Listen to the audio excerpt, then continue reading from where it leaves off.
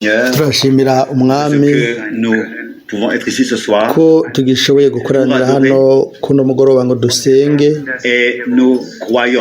kandi turizera yuko aza kuduhezagira, araza kuvugana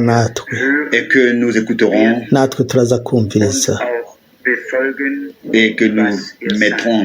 natwe ibyo aza kuvuga tuzobishyira mu bikorwa. Abantu benshi bumvirije umwami wacu mu gihe kera yagendera hano ku isi, ariko ni bakeya gusa bashoboye gushyira mu bikorwa inyigisho ziwe. Nico gituma umwami wacu yavuze ngo tugabe mu buryo twumviriza, kugira ngo hanyuma twumve, kugira ngo tubishyire mu bikorwa. Nuko tugutegereza kumva. Nanjye nagomba kwifuriza kaze bose n'umutima wanje wose ndabifurize imigisha y'Imana. Narifise ku mutima ko dushobora gusaba Imana itugirire ubuntu, iduhe ibikorane nk'uko byari bimeze mu ishengero ry'intango, amasengesho aho umwami yatwihishurira, akihishurira n'abamurondera, aho ashobora gukora ibintu nk'ibyo. Ibikorane aho tutumva gusa ijambo ryiwe, ariko turyizera kandi tukakigira umwimenyerezo w'ubushobozi bwiwe, tukakira nk'uko twasabye. Guhera kera twarumvise ijambo ry'Imana. Ukwizera rero uno munsi kugomba kuba mu mutima wacu, kugira ngo mu by'ukuri umwami ku bw'ubuntu bwiwe ashobore kutwihishurira, agaragare. Arashoboye gukora ibintu byose arategerezwa, canke agomba gushyira muri twebwe ukwihuta n'inyota ku bazimiye, ku bugingo bwazimiye. Bakundwa, sinzi agahinda mufise ku bazimiye. Mwene data Borenschwing, hari umuntu yavuze Borenschwing, ngo ndatinya yuko abizera baba baratakaje ukwihuta kubwo ubugingo bwazimiye. Nabo nyene ubwabo ariko baragenda baje kuzimu. Ibyo ntibizaba biri kure, ibyo ntibizaba bikiri kure y'ibintu by'ukuri. Umuntu yakijijwe aragomba kubona abandi bakizwa. Amen. Kandi ntiyanditswe muri Bibiliya ngo umunezero uzoba uri mu ijuru igihe umuntu azozuka, canke impumyi izoshobora kubona, canke ikimuga kizomuguruka, ariko hazoba umunezero mu ijuru iyo umunyabyaha yihanye kandi agarutse ku mwami. Aho rero umunezero uba uri mu ijuru. Uko niko biri, niko natwe tugomba gutungira amaso yacu kuri ibyo bintu. Dusaba Imana iduhe dushoboze gutera imbere mu kwizera, dushobore gutera urusenga kandi rw'ubutumwa bwiza. Nanjye nuvuga yuko ubu saba yuko duhaguruka, duhe umutwaro Imana, tumusabe aduhezagire. Data wo mu ijuru, turaje mu nyonga hawe, o Mana. Urazi ingorane, urazi ingorane zose, ibituraba n'ibiraba abandi bantu. Mwami, ijambo ryawe ritubwira yuko nimba urugingo rumwe rubabaye, rero umubiri wose ucubabara. O Mwami, turagusavye twese hamwe, utugirire ubuntu kubw'izina ryawe Mwami, ushobore kwigaragaza wishingire ntahe nka wa wundi adahinduka uko yari ejo ariko no munsi ariko ari ibihe bidashira uw'ukuri wazutse Imana y'ububasha bwinshi usohoza ijambo ryawe uriherekeze n'ibimenyetso n'ibitangaza umuhemu wawe yarashobore kwisuka kuri twebwe aza no kwizera mu mitima yacu mwami utubohore mu nyonga hahawe yego utubohore mwami muri byose kugira ngo dushobore guhura nawe ushobore kuza ngo duhure mu buryo budasanzwe abarwaye mwami abakozwe ko n'ibibazo turabakuzaniye kubw'ububasha bwahawe kuko gukira indwara kwaramaze kuranguka mu gihe ku musaraba igorogota wapfa natwe twaciye ducungurwa turakizwa kandi turakizwa n'indwara dukizwa indwara ugukira indwara kwacu kwamaze gusohora tugirire ububasha no kwizera bwo gushobora kuvuga no kuvuga ubutumwa bwiza bwako gakiza kuzuye kugatunganye ubwo gucungurwa gutunganye mu muntu wese ubugingo n'imhemu n'umubiri tubwire ubutumwa bwiza abazimiye tubwire ababoshwe ko babohoka abagwayi ko bakira ko abanyabyaha bakizwa umuhemu wawe yera mwami abe kuri twebwe kugira ngo dushobore mu kwizera kubw'izina ryawe dukora ibyo uri mwiza kandi urahezagira hejuru y'uko n'ibyo twosaba byose n'ibyo twakwiyumvira turagushimiye ku bw'ibyo mu izina rya Yesu amen. Amen. Amen. Nous nous asseyons.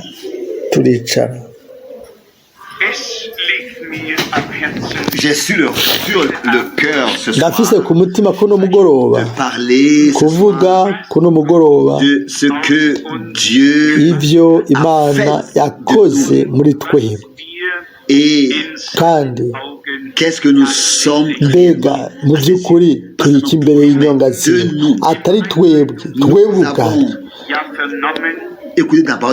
tumaze kumva ijambo ry'intangamarara ibyasomwe ibyavuzwe kandi ukugaba kwacu kwari kukumviriza neza na neza inyuma y'icyo gisabwa havuzwe ngo ntimube abikakisha muri ibyo rero hacavamo yuko umuntu gusa aciye bugufi niwe ashobora kumviriza niwe ashobora gutega ugutwi ijambo ry'Imana niwe yumva ijambo ry'Imana abantu bose bikakisha ntibazotega ugutwi icyo mwemu abwira ishengero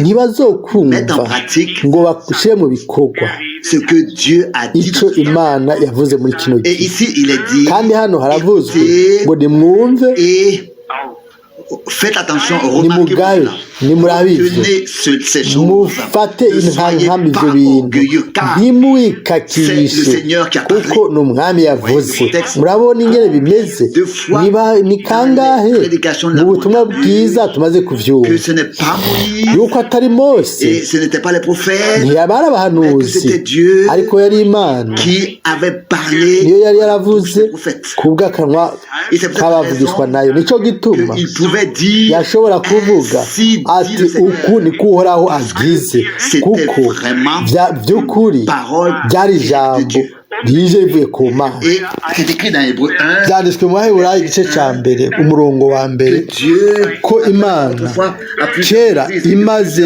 mu njuro nyinshi mu buryo bwinshi amaze kugira abasokukuruza n'abahanuzi uno munsi voulons constater turagomba kubona neza qu'est-ce que ces hommes étaient mbega abo bantu bari iki abo Imana yabwiye ba data ikoresheje kugira ngo bamenye ce que nous sommes aujourd'hui tumenye natwe icyo turi imbere y'amaso y'iryo gazima nimba twaratahuye yuko Imana yatubwiye icishije ku bahanuzi hano muri ano majambo tubwirwa ngo ntiturindire ngo umwiza uze ariko dushobore kugendera mu muco mu gihe tukifise umuco. Umwami wacu mu butumwa bwiza bwa Yohana mu gice c'8 ku murongo wa 12 yavuze ayo majambo azwi.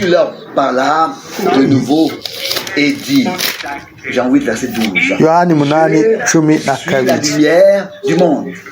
Yesu yongera kubabwira ati jewe ndi umuco w'isi, unkurikira ntaho azogendera mu mwiza, ariko azogira umuco w'ubugingo. Amen. Amen.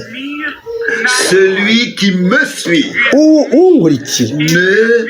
marchera pas dans les ténèbres. Ntaho azogenda mu mwiza, ariko azogira umuco w'ubugingo. Combien de fois ni kangahe nous avons insisté twashimitse ce verset du prophète kurya murongo wo mu muhanuzi Zakariya ngo ku mugoroba umuco uzoboneka, kandi umuco warabonetse. Umwami aravuga hano ati unkurikira, atari umuntu akurikira undi mugabo uwundi, oya, ariko uwukurikira jewe umwami ntazogendera mu mwiza. Mwene data Frank aravuga ati ntazoguma yicaye mu mwiza, ariko azoronka umuco w'ubugingo. Igihushanyo cy'ibyo ni uko umuntu atamukurikira azogumira mu mwiza kandi azogendera mu mwiza, kandi umuco w'ubugingo ntuzomumurikira, kuko agomba kubanza kwakira ubugingo budashira, ubugingo bushasha, imbere y'uko umuco w'ubugingo womumurikira. Aho rero nimba twuguruye inyuma impapuro zibiri hano inyuma yo mu butumwa bwiza bwa Yohana mu gice ca 10 hariho ijambo tuzi twese. Umurongo wa Bibiliya hano haravuzwe ku murongo wa 33.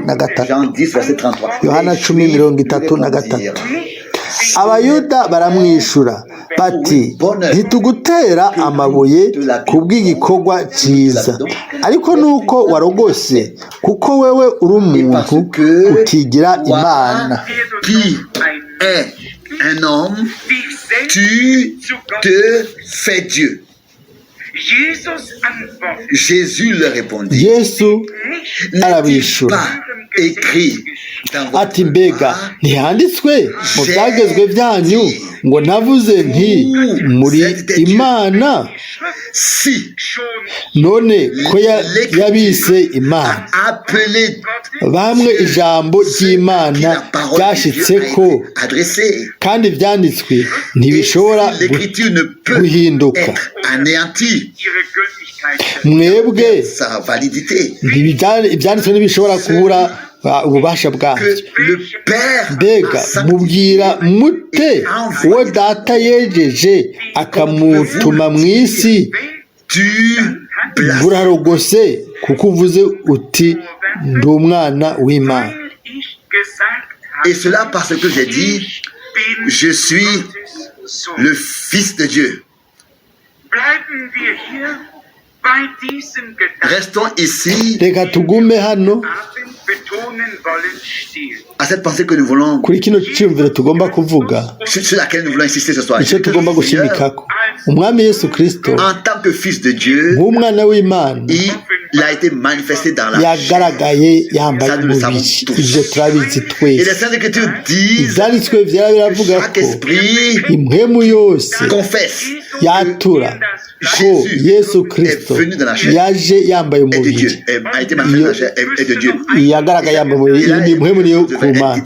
Hari ikintu twagomba kuvuga ngaho, ni ukuvuga si ukwatura gusa n'iminwa, ariko hano ni uguhishurirwa na mpwemu w'Imana. Hariho abantu benshi bavuga ngo ego Yesu yagendagendeye ku isi kandi yari mu mubiri, par cela, tout n'est pas dit. ariko hose ibyo ntibivuzwe byose Ce qui est valable devant Dieu. cyane cyane ibikenewe imbere y'Imana by'agaciro ariko turazi yuko ijambo Qui était au commencement ryari ku ntango est devenu chair ryambaye umubiri et a marché parmi nous. rigendagenda hagati yacu yari Imana twabonye ubwiza bwiwe kuno mugoroba ni wewe ni jewe Celui qui est Jésus-Christ, ça par la grâce nous le savons. uwo Nous avons la grâce de savoir. turafise ubuntu bwo kumenya ikibazo gikurikira ni iki mbega twebwe turazi uwo turi we Nous avons la grâce d'être. mbega turazi ubuntu twagiriwe nico ubuntu bwiwe bwatugize umwami hano Avec cette parole-là, n'aya majambo justifier ce qu'il a dit, yasobanuye icyo yavuze ati nimba ibyanditswe avait déjà appelé des dieux. byari byise utumana dutoyi abo ijambo ry'Imana ryazako Et que l'écriture ne peut pas maze ibyanditswe bikaba bidashobora gutiturwa ces hommes, abo bantu ni ukuvuga les prophètes, abahanuzi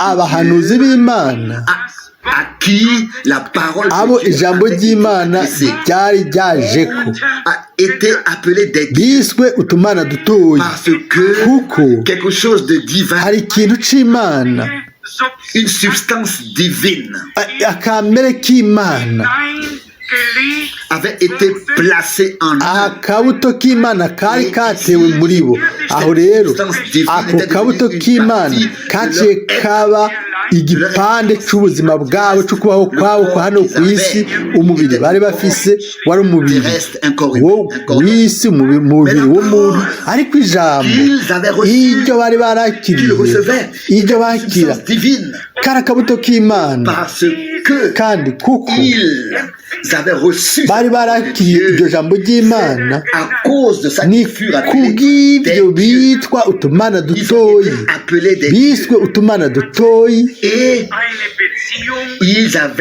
kandi bari bafise ubumwe n'Imana ubumwe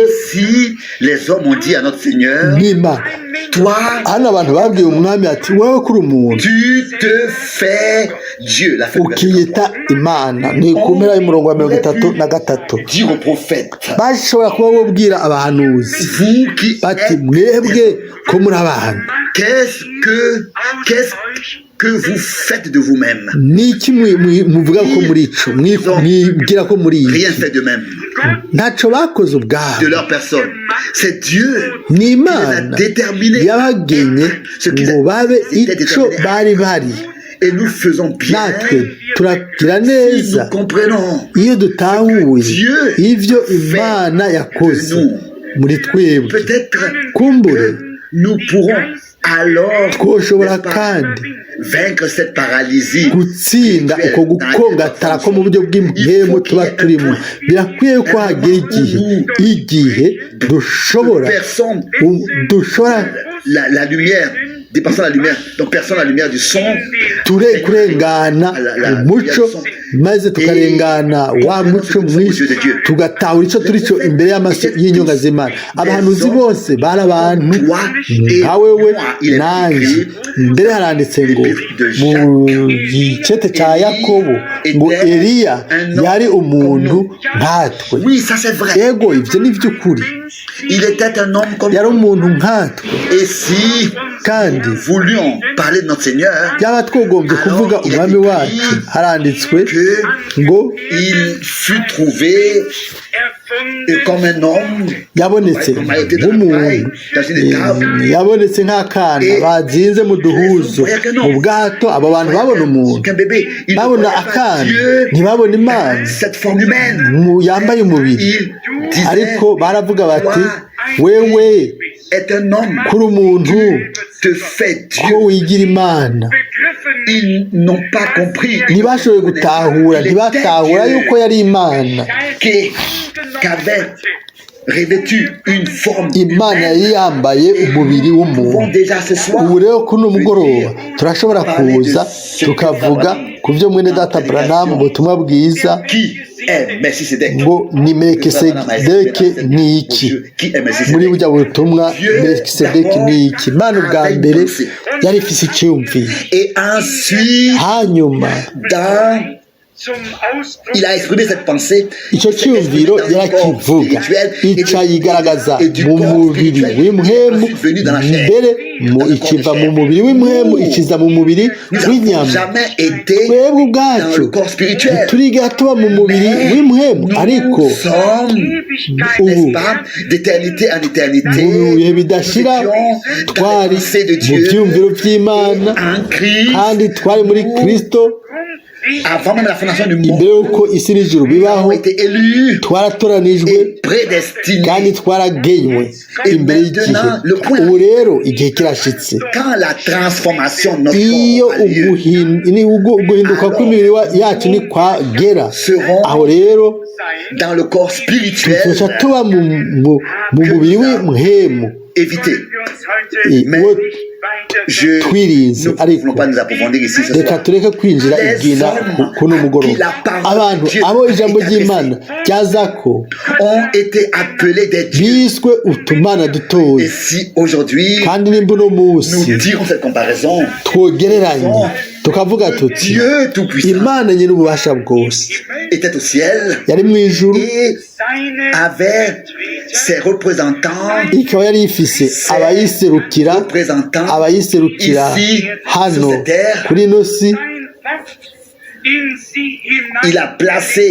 Yashyizeho ijambo ryayo muri bo, mbere ikora ku minwa yacu yabo irabasiga, baravuga mu izina ryiwe. Abo bantu abo ijambo ry'Imana ryazako ont été appelés des dieux, biswe utumana dutoya. Maze mu nyuma handitswe ngo ibyanditswe bishobora kubura ububasha no gutituka. None abantu turi iki? Abo ijambo ry'Imana ryazako. Iryo jambo ntirigomba gutituka. Wowe urinde, jewe ndinde, iki cyanditswe ntigishobora gutituka. Mbega turi abantu basanzwe canke nimba ijambo ry'Imana ubwo akabuto katabora k'Imana k'ijambo cy'Imana, nimba ijambo ry'Imana twararibwiwe muri kino gihe, Imana yashize ijambo ryayo muri wewe, kandi kubwo ijambo ryayo uca utandukana n'abantu bose, ariko mu buryo bw'inyuma turashobora kuba nk'abandi bose, nta tandukana, ariko mu buryo bw'impemu siko biri. Amen. Muraza kubona yuko iryo jambo ryo mu isezerano rya kera, iryo hano ribangabanganye na Yohana 10, umwami mbere yabatangarije yuko bazopfa nubwo ari utumana duto. Ibyo nabyo nagomba kubibasomera muri Zaburi nziza, Zaburi ya 82. Hano haranditse, Dieu se tient dans l'assemblée de Dieu. Il juge au milieu. Imana ihagaze mu ikombe ryayo, icira abacamanza urubanza. Tugume hano ku murongo wa mbere. Imana ihagaze mu ikombe ry'Imana. Que c'était cette assemblée de Dieu? Iryo kombe ry'Imana ryari iki? Ukurikira uraduhimisha iti muzogeza hehe? Et qui étaient ces dieux? Gukorera kugoreka imanza no gutinya abanyakibi ku kigo. Muraza kubona muri icyo gihe icira abacamanza urubanza. Gushika ryari? Muzogeza ryari? Iti muzogeza hehe? Kugoreka imanza no gutinya abanyakibi ku kigohe. Mucire imanza umugoyigoyi n'imfubyi, mucire imbazwa n'umurushwa imanza zigororotse, mutabare umugoyigoyi n'umukene, mubakure mu maboko y'abanyakibi. Abo mbwiye ntaco bazi, ntaco batahura, bagendagenda mu mwiza. Amatanguriro yose y'isi aranyiganyiga, que tous les fondements de la terre s'ébranlent. J'avais dit, ni jewe ubwanje navuze vous êtes des dieux. nti muri imana. J'avais dit que vous êtes des dieux. Ni jewe ubwanje navuze nti muri imana, mwese muri abana bisumba byose. À qui la parole de Dieu a été adressée. Mbega ijambo ry'Imana ryabwiwe bande? Aha ayi rero ni ubumwe hamwe n'abahungu bisumba byose, hamwe n'ikoraniro ry'Imana, iryo Imana irimwo, hamwe n'abo bose biswe utumana duto. Ni ngaho nyene nimunyemerere dushobore gutahura hano. Aha ntibyari ibigirwamana, kuko ibigirwamana bifise umunwa ntibivuga, bifise amatwi ntibishobora kumva, bifise amaso ntibishobora kubona. Ariko abantu b'Imana, abo ijambo ry'Imana ryabwiwe, barafise umunwa ngo bavuge, bafise n'amaso ngo babone, bafise n'amatwi yo kumva ico Imana yari igomba kubabwira. Si bose. Ibyo rero kandi bibwirwe twebwe, kandi bifise ibyo byinshi bimbarira kandi nawe byinshi bikubwira. Nari navuze ngo muri utumana, suye gusoma umurongo wa 6. Mwese muri abana bisumba byose. Mbere bo bari bagenywe ngo babe abahungu n'abakobwa b'Imana, kuko bari barakiriye iryo jambo ryari ryo bari babwiwe. Suye gusoma umurongo w'icenda. Si uwundi ariko Imana ubwayo yaravuze, ni jewe ubwanje navuze nti muri Imana mwese muri abana bisumba byose. Ariko ku murongo w'indwi, ariko muzopfa nk'abantu, ariko muzopfa nk'abantu. Mbega twatahuye ivyo? Muri Imana mwese abana bisumba byose, ariko muzopfa nk'abantu. Mais la chose divine n'est pas morte en eux. Ils ont quitté cette terre, mais nous savons et ils attendaient le Sauveur qui leur avait adressé sa parole. Ils ont reçu akabuto k'Imana muri uno mubiri wo ku isi, ou alors dans leur âme mu bugingo bwabo barakiriye aka kabuto k'Imana, kandi kubw'ibyo bari bafise ingwate yuko batazoguma mu kaburi.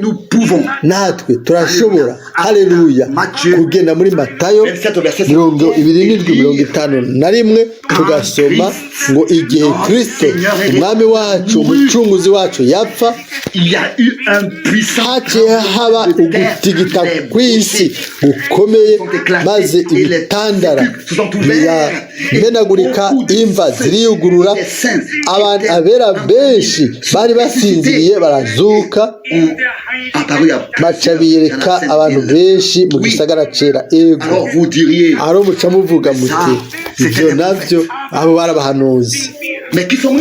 None twe turi iki? Nous pouvons sûrement le dire.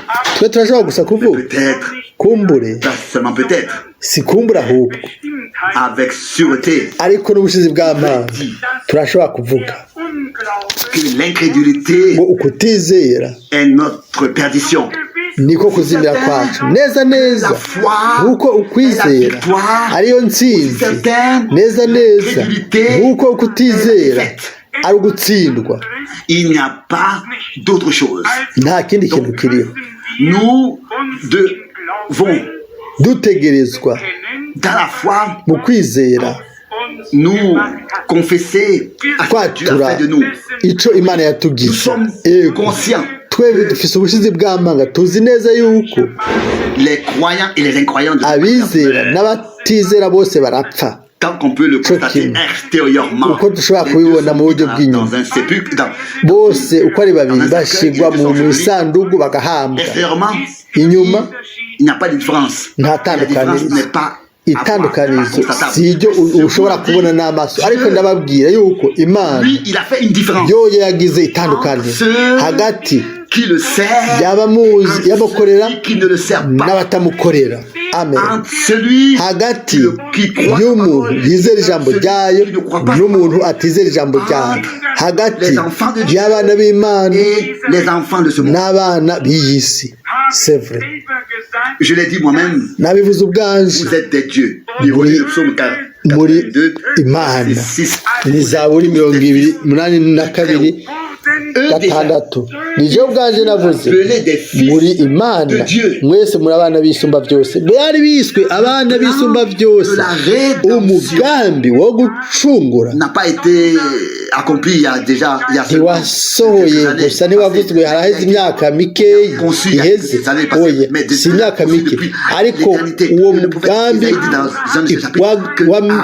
wakozwe mu bihe bidashira ngo Aburahamu ntaco azi kuri twebwe ariko uri data wacu imbuto ya Aburahamu abizera b'ukuri abahanuzi ubwoko bwose bw'Imana abera abaronse ijambo ry'Imana abo ryabwiwe bari bagenwe kera ngo babe abahungu b'Imana nivyo ibyo dusubire tubisubire mu buryo bw'inyuma twoshaka kuvuga ngo Nowa est-ce que tu devrais être compté mbega wagomba guharurwa muri babandi fils de Dieu bitwa abana b'Imana berekanwa ko ari Imana maze hanyuma dusomye ahantu hamwe tukabona ingene ibyabaye mu buryo bw'umubiri mu buzima bwa Nowa twasha tuvuga ati Nowa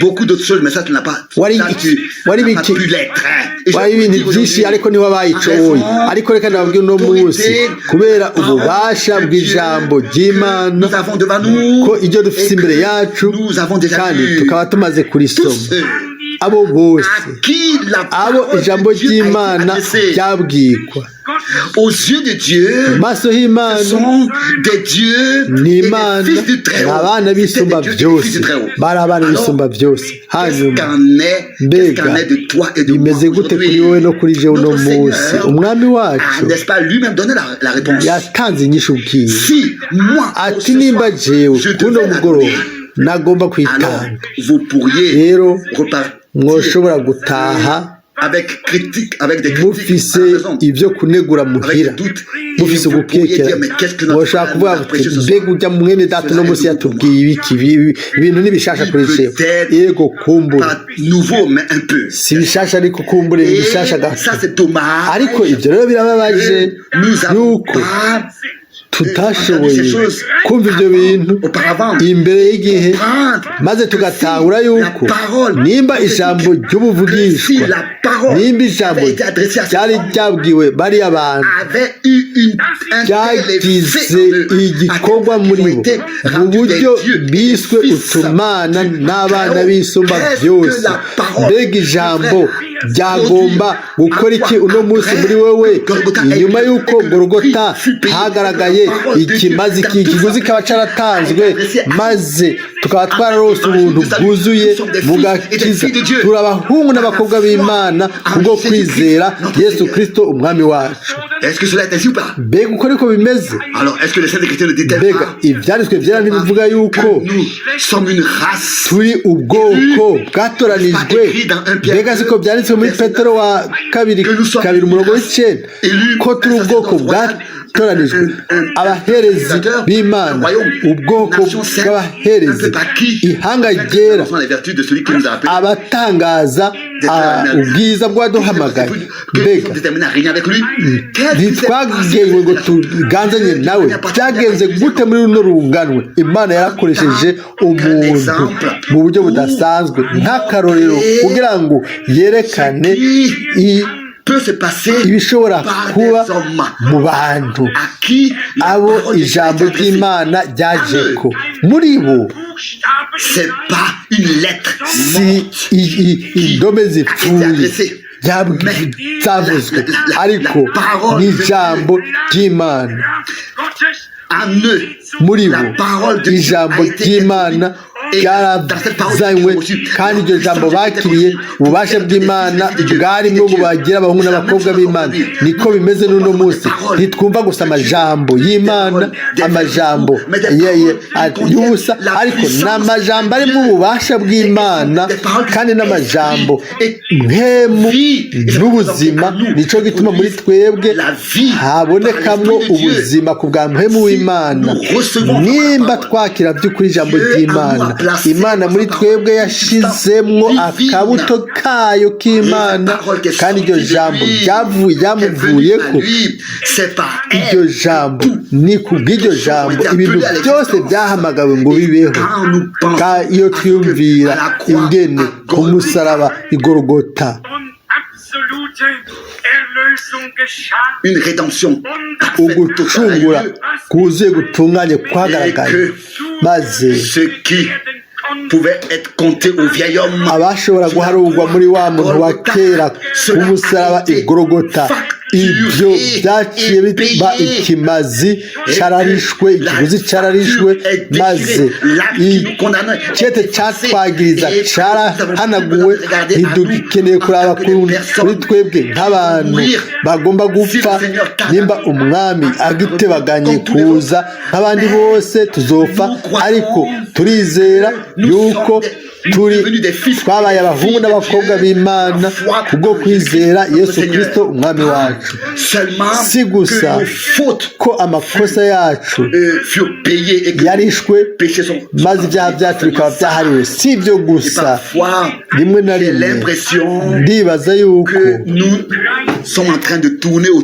tuba turiko turazunguruka kuri twebwe iminsi yose tugakora co kimwe umwami atugirira imbabazi umwami aduharire ni vyiza nta muntu n'umwe ku isi qui devrait apparaître devant Dieu et dire yoshobora kuza imbere y'Imana akavuga ati mwami tout ce qui ne peut pas venir devant toi byose bidashobora guhagarara imbere yawe ushobore kubinkuramwo ungirire imbabazi ariko nous le faisons toute notre vie ibyo tubikora ubuzima bwacu bwose tutazi neza yuko Imana de ce que Dieu a fait de nous icyo yadukoze lui dire merci pour ça mbega turashaka kumubwira tuti warakoze mwami turabahungu n'abakobwa b'Imana bambaye ububasha bw'Imana turizera yuko ari umuremyi kandi nimba ijambo ryiwe by'ukuri twararibwiwe aho rero n'ububasha burema butanga ukugomba kw'Imana muri wowe no muri jewe no mu mugeni shengero ubwo bubasha burema bugomba kugaragara nimba muri Kristo twaramenye uruhagararo rwacu mu by'ukuri kubw'ubwo buno butumwa bwiza bw'ububasha bwavuzwe n'umuntu Imana yatumye mbega twavuze ubutumwa bwiza twabwiye abapfu canke twavuze ubugingo kubw'ububasha bw'Imana bakundwa turafise amahirwe menshi cyane tout le résumé de tout le dessein de incamake yose y'umugambi w'Imana n'agakiza twarabyakiriye twarabyumvise twarabyemeye twavyize n'umutima wacu wose kugira ngo kubw'ivyo ijambo ry'Imana ryabwiwe wowe na jewe umugambi w'agakiza wose twarawubwiye mu butumwa bwiza ntitukiri abantu buntu turi abana b'Imana turi ubwoko bw'Imana Yesu Kristo niwe mfura muri bwo bwoko muri bene se benshi natwe turi ababyawe n'Imana kubw'ubuntu bw'Imana twakiriye ubuzima bw'Imana c'est cette nouvelle vie dans laquelle nous marchons. Mbega ubuzima bushasha tugendamwo turumva icyo Imana igomba kutubwira kuri uno mugoroba muri ino jambo si gusa yuko tuba abizera ntitube twarizeye gusa ariko nk'abahungu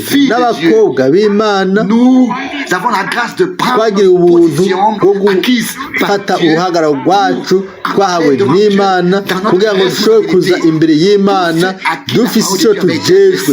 Umuntu wese ijambo ry'Imana ryaza ko uko ni ku mwami wacu Yesu yashobora kuvuga ngo abo bose atavuyemo biswe abana b'Imana, mbere n'abahungu bisumba byose. Twebwe uno mugoroba turi hano twese twabaye abana b'Imana kubwo kwizera Yesu Kristo. Amen. Ariko cyo benshi barabivuga, benshi baravyibwira, ariko umuco w'uvugishwa muri kino gihe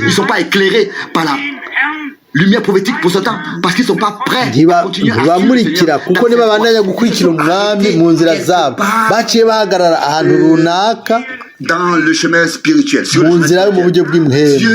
Imana il a un reste irafise amasigariro qui ne reste pas arrêté quelque part, badahagarara ahantu ne runaka regarde pas non plus à droite et à kandi gauche, batarabe iburyo n'ibumoso, mais qui va de l'avant ariko batera intambwe baje imbere.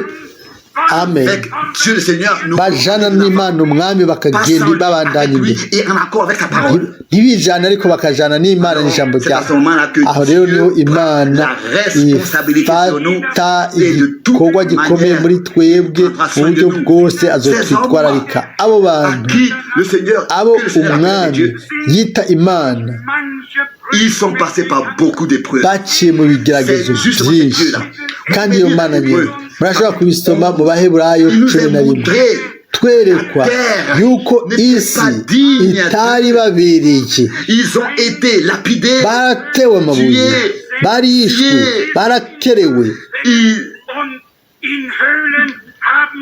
ils étaient habillés en peau d'animaux, bambara ils passaient la nuit dans les impuzu grottes, ils allaient z'ishato bakarara mu bitandara bakava baja hariya, ariko bari batwaye imbuto y'igiciro, ni ukuvuga imbuto y'ijambo ry'Imana, kandi iryo jambo ry'Imana natwe twararyakiriye nk'imbuto itabora. Nimba bari Imana, twe turi iki? Nimba bari abahungu b'isumba byose, twebwe uno munsi turi iki? Ariko bakundwa, mwizere ivyo rimwe burundu, igihe cyose tutaramenya urufatiro rwacu, igihe cyose tuzaba tukiri ku isi, ibintu byo ku isi bizotuzunguruka, ariko cyo kimwe tuguma tuzi yuko muri twebwe hari ikintu kiniha, hari ikiniha, kandi turarindiriye hamwe n'ibyaremwe byose ukugaragara kw'abana b'Imana. Ariko bakundwa, Imana ku mpera izogira umukuku. Amen. Abo atazogirira isoni umukuku bamwizera kandi bamwizike, bamwizike le trou par lequel il pourra confirmer sa parole. Kuri abo azosohoza ijambo ryayo. Abo bantu rero batumvise gusa ijambo ry'Imana mu gace, ariko bari bonye risohora, kiretse ari ubuhanuzi bwagomba gusohora mu bihe byahise, ahubwo mu bihe bizoza mu mbabarire. Ariko mu bihe byabo batwara ijambo ry'igiciro ry'Imana. Mukundwa bugira, mbega dutwaye iki muri kino gihe mu mitima yawe? Musa yatwara icyo Imana yari yamuhaye nk'ijambo. Nowa yaravuga, Eliya yatwara icyo Imana yari yamuhaye nk'ijambo. Yesaya n'abahanuzi bose, umwe wese yari gitwaze mu mutima wiwe icyo Imana yari yamuhishuriye. Murazi ikiriko kiraba kuri twebwe, natwe ubwacu dutwaye ijambo ryose ry'Imana ryabwiwe Nowa, ryabwiwe Musa, ryabwiwe Eliya, ryabwiwe Yesaya. Amen. Ijambo ryose ry'Imana turaritwaye mu mutima wacu. Haleluya. Yaba twashobora gutahura mu kwizera tugafata ibyo kuno mugoroba de nous-mêmes, ubwacu arrêter de regarder tukareka à kuraba nous-mêmes et regarder au Seigneur. uko turi À Jésus. tukaraba mwami Yesu. Abantu baraje Et on dit, baravuga bati toi qui n'es qu'un homme, wewe uri umuntu, qu'est-ce que tu fais de toi-même? mbega wibwira kuri iki? Ça, c'est un blasphème uko n'ugurugota que tu prononces de tes lèvres ici. kuvuga amajambo Mais bien nk'aya. aimé, ariko mukuru ça a été le reproche ivyo nivyo de bamureka ceux qui n'avaient pas prêté babandi l'oreille batateze ugutwi à ce que Dieu ivyo par les Imana prophètes avait dit aux yavugishije pères. abahanuzi Ils atari uko bari sinon ils avaient parlé en accord avec la parole bari prophétique kuvuga bahuza n'ijambo ry'ubuvugishwa, bari abantu qui justement marchaient dans les ténèbres. by'ukuri bagendera mu mwiza nk'uko twavyumvise mu ijambo ry'intangamarara, Qui se sont heurtés dans les ténèbres. baratsitaye baguma mu mwiza barimwo. Ivyanditswe vyera bivuga ngo ugendera mu muco ntatsitara. Si la niba lumière de la parole umuco de Dieu w'ijambo ry'Imana s'est levée pour nous, nous allons plus nous arrêter. waratwakiye, De ce soir, recevons cela. kuno mugoroba twakira ivyo Imana À toi et à moi. Wewe Ce que nanje. Dieu veut dire à toi et à moi. dushobore kwakira ivyo igomba kutubarira. Je sais que Ndazi tu n'es yuko qu'un homme. C'est ce uri qu'il disait. umuntu, niko bamubwiye. Ne t'inquiète pas Ntiwahagarike encore de ces umutima choses. kuri ivyo bintu bindi. Je sais encore plus Ndazi ibindi bisumba. Ndazi yuko en toi. Toi muri qui wewe es qu'un homme. Qu'un wewe homme. uri umuntu, wewe Je umuntu. sais Ndazi J'ai yuko créé quelque naremye chose de ikintu divin et que je t'ai fait c'Imana naître de nouveau niko nakubyaye ubwa kabiri une espérance ngo ugire vivante. ivyizigiro bizima. Tu n'es pas seulement un enfant nturi d'homme, gusa umwana w'umuntu un enfant ariko de uri Dieu. umwana w'Imana. Et ça, nous devons une fois Ivyo pour tugomba toutes, que notre cœur le croit. mu mutima wacu kubyizera burundu. Aho Nous rero serons aidés. tuzofashwa. Abo bantu Comme déjà dit, uko étaient twabivuze des hommes bari abantu comme toi et moi. nkawe nanje. Et si Hano ils avaient regardé à eux-mêmes, baravye kuri bo ubwabo. Ibi rero arageze ubutumwa bwiza bumwe la frère Branham dit, aho mwene data Branham avuga est-ce ngo ni que gute ces hommes-là abo bantu abo nyene auraient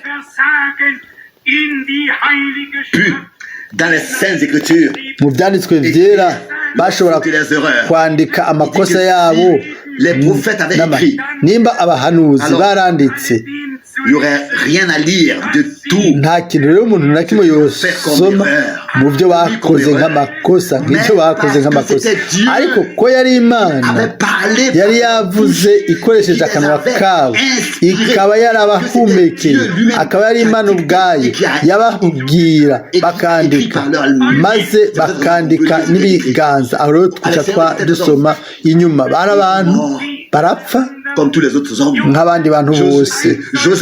Yosefu umuntu akomeye mu isezerano rya kera yaravuga, jurez-moi que vous ne ngo laisserez pas mes nimundahire sceaux. yuko amagufa yanje Prenez-les avec vous dans le muzo yajane mu gihugu a promis à ico Abraham. Imana yasezeraniye Aburahamu, Isaka na Yakobo. Il savait à l'avance Yarazi imbere y'igihe que la résurrection arrive. yuko ukuzuka kuzoza. Turazi yuko ukuzuka gushitse. Et nous savons Turazi que notre âme, yuko ubugingo que bwacu, nos âmes, k'ubugingo bwacu, notre vie k'ubuzima bwacu, est ko transformée. umuntu wacu Mais que nous ahinduwe, vivons encore avec une âme maze tukaba tukiri mu bugingo bwahindutse muno mubiri wa kera. Murazi iyo ushikiriye imyaka runaka uca wumva yuko ukuze ushaje. pensée m'est venue. Ico cyumviro caciye kinzako, Même si nous commençons à trembler, nawe twotangura kujugumira nk'uko mushiki wacu hano ku ntebe ya kabiri elles ont plus de 90 ans. arafise imyaka irenga 90, ariko kuri we umunezero ni mwinshi cyane kumenya yuko vuba vuba hazoba igitondo c'ubwiza kuri we, kuri twebwe ico tuzosubira kuboneka turi imiyabaga twahindutse mu kanya gato tukazamurwa mu bwiza bw'Imana. Rero qui avons vieilli, twebwe twashaje ne devons pas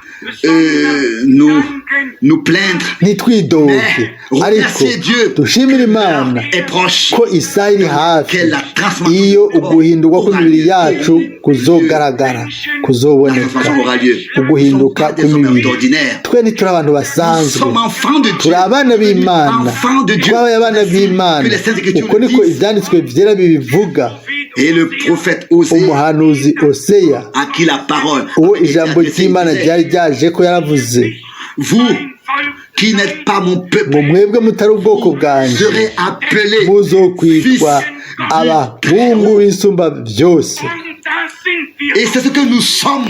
kandi ico nico turi haleluya Ça, nous amen devons une fois pour ico toutes rimwe burundu n'umutima wacu tucizeye et tucature alors nous allons arrêter aho rero de regarder tuca tureka à tout kuraba ce qui est charnel, ku bintu byose qui est toujours de by'umubiri nouveau venu nous affliger. ibintu bigomba kwama biduturubika Ainsi, maze la chose divine ikintu en nous urubuto rw'Imana muri twebwe déployée. Nous kizoca arrêtons de regarder kiba kinini nitwareka kuraba ku bintu by'umubiri ngo turabe intege nke zacu nitwita intege nke zacu elles vont prendre le dessus. zizoca ziba zifata ikibanza ca mbere nitwitaho icyo Imana yadukozemo ibintu by'imhemu iby'Imana yakoze muri twebwe bizoca biba byinshi nibyo bizoca bigaba maze ku buntu bw'Imana Imana yakire ibyo ifite uburenganzira muri ubwo bunyene wewe uri umuntu twizere iby'Imana yavuze wewe kuri umuntu ariko yari Imana ni Imana Et il reste Dieu izoguma ari Imana éternellement. ibihe bidashira Il avait seulement pris une forme humaine. yari yambaye gusa ishusho y'umubiri n'ibyo Les gens peuvent venir à moi abantu barashobora kuza ko nawe bakakuza ko bakakubwira ngo umviriza toi tu veux être un enfant de Dieu, wowe ugomba kuba umwana w'Imana etc., etc. n'ibindi n'ibindi Et mes bien-aimés, ariko ça mukunda commence dans notre cœur. bitangura mu mitima À louer et yacu exalter. tugashima Et quelque tugashima chose parle ici Imana dans notre cœur.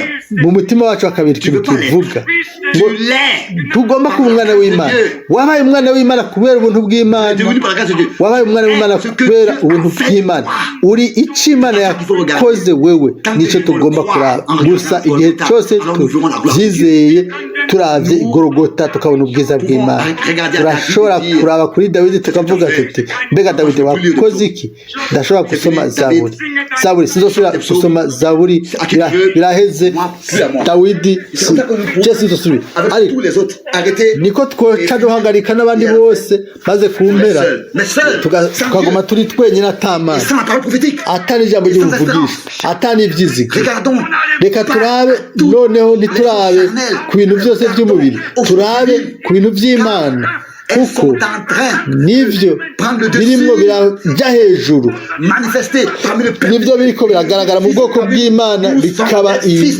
turabahungu bisuma byose turi ubwoko bw'Imana turi abana b'Imana haleluya ubwoko bw'Imana ibyo turabyizeye n'umutima wacu wose mbega uno munsi ntitugomba gushimira Imana ku bw'ivyo ko twagize umugabane je ndavuga nti by'ukuri dushimira Imana nk'uko mwoshimira umwami uno munsi yaba yari hano aboneka amen mbega mwoshobora kumubona mugashobora kumenya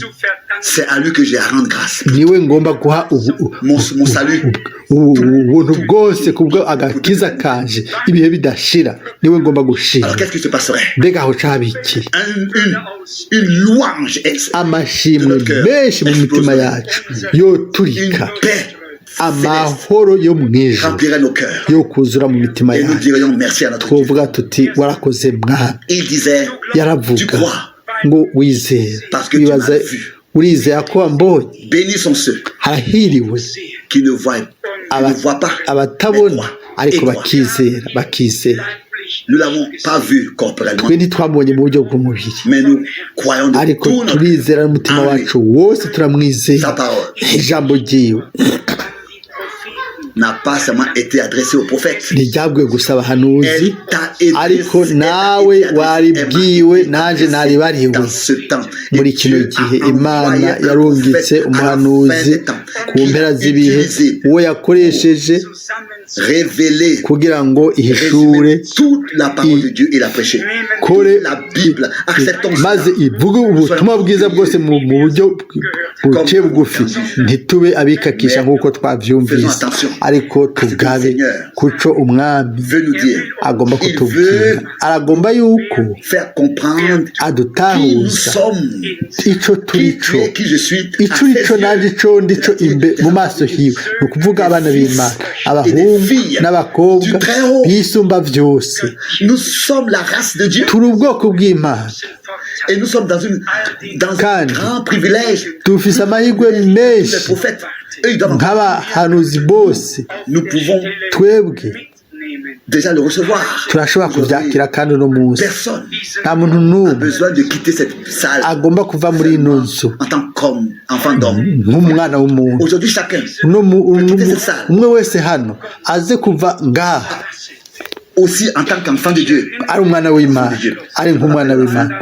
Ndagomba ko kumpera à cette parole précieuse. rino jambo ryiza, ubutumwa bwiza bwa Yohana igice ca mbere.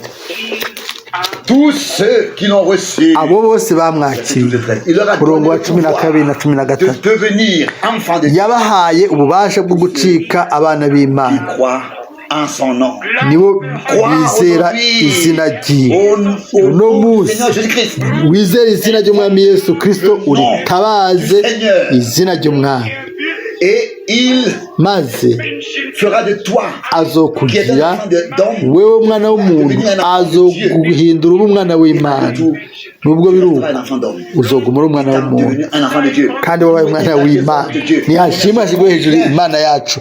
Mbega ni kangahe imirongo ya Bibiliya twoshobora gusubira kuvuga ko hano Pawulo avuga ati dutwaye Dans un vase de mu terre, zavya z'ibumba ce trésor. ubwo butunzi. 2 Corinthiens 4, verset Muri 7. Korinto ba mbere 4 umurongo w'indwi, ubwo bushobozi si ubw'iwacu ni ubw'Imana, kugira ngo ntihagire n'umwe yo kwishira hejuru. Petero wa 4:11, ngo uwishirata yirata ubuntu bw'Imana. Pawulo yavuga ngo ninishima no kwishirata ku ntege nke zanje. Nivyo ni umuntu wese niyirata ku ntege nke ziwe zose aca yibagira kwishima. Ariko kuno mugoroba turagomba kwirata mu mwami kubw'ibyo yakoze byose kuri twebwe, tumushimire kuri ibyo, maze amashimwe menshi ashobore kuduga mushikire nk'uko bitigeze kubaho kuno mugoroba mu kwizera. Mbega wavyemeye mwene data, mushiki wanje, mwene data, nturabe kuri wowe nabyo yakoze kuri wowe, yayico yakoze wewe, niwemere ngo usubire kuguma ntuhakane ibyo Imana yakoze n'ibyo yavuze n'iby'ukuri, ntugume mu ijambo ryiwe, uritware ijambo ryiwe n'igihe bidashira. Kandi kuko twakiriye ijambo ryiwe, tuzoguma muri we ibihe bidashira, kubwo ijambo ry'Imana ribaho ibihe bidashira. Mbega twoshobora kuvuga iki? Benshi gusa bavuga ngo yego Imana yavuze ibwira abahanuzi ba data bikaba bihetse birangiye, hanyuma agaca ubutumwa bwiza bufashe iki ngaho? Imana nimba tudatahura yuko Imana yaduhaye ijambo muri kino gihe, dutahura ibyo yadukoze, ni muri Kristo niho byose byavuzwe mu buryo bupfunaguye. Ni inyishu y'Imana muri Kristo. Wakire kandi nakire, twakire twese inyishu yacu muri Kristo. Ntiwemere ngo uhakane ibyo bintu. Bibiliya ivuga ngo uri muri Kristo ni icyaremwe gishasha, ibya kera byararenganye, iheraba ibintu byose bibaye bishasha. Ibyo biva ku Mana, ubyemere kubw'ukwizera, ushimire umwami kubw'ibyo Imana yacu, mu izina rya Yesu Kristo, amen.